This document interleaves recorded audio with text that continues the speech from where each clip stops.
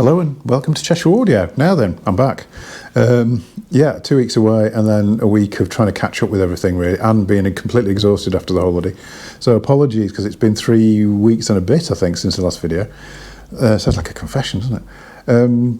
If you're interested, because some people have actually emailed me and asked me, holiday-wise, we went through the Channel Tunnel and then across France into Switzerland, stopped at Lucerne, which is beautiful. If you're ever looking for somewhere to go, Lucerne is amazing in Switzerland. It's such a beautiful place.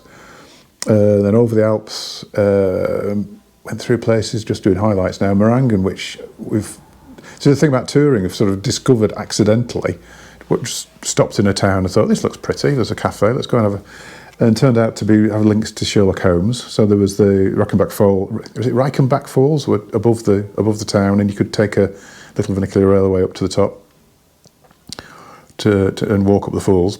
It's a place where he was, I think Conan Doyle wanted to kill him off, and there was this last book where he'd had a fight with Moriarty and they pushed themselves, but they'd both fallen off. But nobody saw him fall, and I think he had to bring him back because the publishers complained. Anyway, that was something else. And then we went over the Alps towards Turin, but then didn't go to Turin because I discovered the thing I wanted to go and see was temporarily closed. So we ended up going across to Genoa on the other coast, and then up that coast road back past Monte Carlo. Some beautiful towns on there, by the way. Just stop off and have a walk, and it's fantastic. Past Monte Carlo, which has started to look more and more like Dubai. Stopped in Monaco and then drove back up the other side of France stopped in Limoges, stopped at Le Mans, had a day in Le Mans, which is good, went to the circuit and the car collection. I did the car collection in Monaco, actually, did the Prince's car collection, which is interesting. Sounds very car related, but anyway. So yeah, that was it. So yeah, 3,000 miles, completely worn out now. So yeah, hence me not quite getting back to doing the videos so quickly, because it's taken me a while to catch up with everything. Still behind on email. Anyway, back to hi-fi. Specifically Cheshire Audio. Now, a couple of anniversaries. 40 years in hi-fi for me. Might be 41. I'm still a little bit... I can't quite remember when I started, but it's at least 40 years at the moment, which would have been around about now, 40 years ago. And Cheshire Audio, for definite, is 25 years old this week, because it was September 1999. And it started as which I've mentioned before, but it started out purely as a website, because I worked for a hi-fi dealer, and he wasn't that into tweaky stuff. It wasn't interested in cables, wasn't interested in mains filtering, cartridges, it was all this sort of thing. So I started a website. I said, do you mind if I just sell this stuff myself? I'll start a website and you do that. So that's how it all started. 25 years ago. And here I am. Actually, let's get back properly to hi-fi. The whole point of this video, actually, is there's a few announcements been made, none of which I can actually fully share with you as yet, but I will be doing. Atoll. There's a big tweak coming to the entire sort of mainstream end of the range. So I think it will be like the CD100, the CD200, IN200, IN100, right down the range, I think. Apparently Atoll UK, we're told nothing about it, but it's basically an evolution of the range. There's a new designation of all the models now. Don't know any more details than that, what happens or which models are totally involved. The price won't initially go up, but I think this batch that's coming, what's coming at the moment that they ordered, thinking it was the older models, and are all new models. So if you've got something on order with me, what you will get is the new model. After this batch, the price will go up, but not by very much. That's what I've been told. Anyway, Rega, this is very vague, typical Rega. Got an email, Brio Mark 7. Is in Rega terms imminent, so October, November, the quote, in which you can reckon it's probably December. No more information than that, but it's kind of on the cards now, rather than the not sort of, we will be doing at some point. It's now got a name, it's 799, possibly. So yeah, that's so by the end of the year, so probably just in time for the new season, because hi-fi in theory is very, very quiet through the summer. I haven't been. I've had a really busy summer this time, and I was a bit worried about going away because it was so busy. July was the best month I've ever had since I started, and July, August are usually really quiet. You hardly see anybody, so it's all really strange. Good, it's very good, but strange. What else was there? Fyne Audio. An interesting meeting with a chap from Fyne Audio.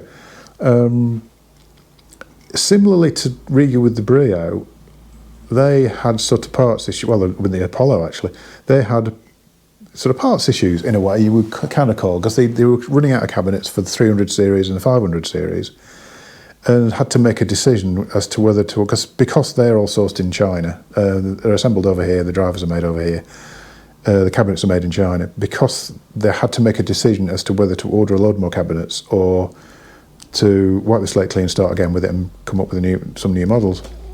They decided to do the new model way, but rather than rushing a model out, because it isn't their way, they're very everything is very considered at Fyne. They're not like a lot of the big mainstream companies. Everything is really carefully done, and also I think they'd had a bit of a injection of money from a project they were doing with another company, and so there'd been quite a big injection of money.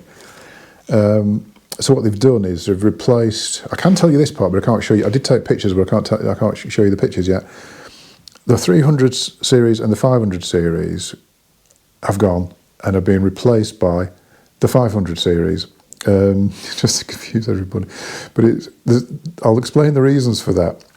Beforehand, if you remember, the 300 series was a two-way separate drivers, and the 500 series used their sort of, I'm going to call it dual concentric because I can't remember what theirs is called now. It isn't dual concentric, it's their own version of it, which is an improvement of dual concentric, but it's the base made driver with a treble unit mounted within it. And their version, they use their own magnets, separate magnets, whereas dual concentric uses a single magnet driving the two drivers.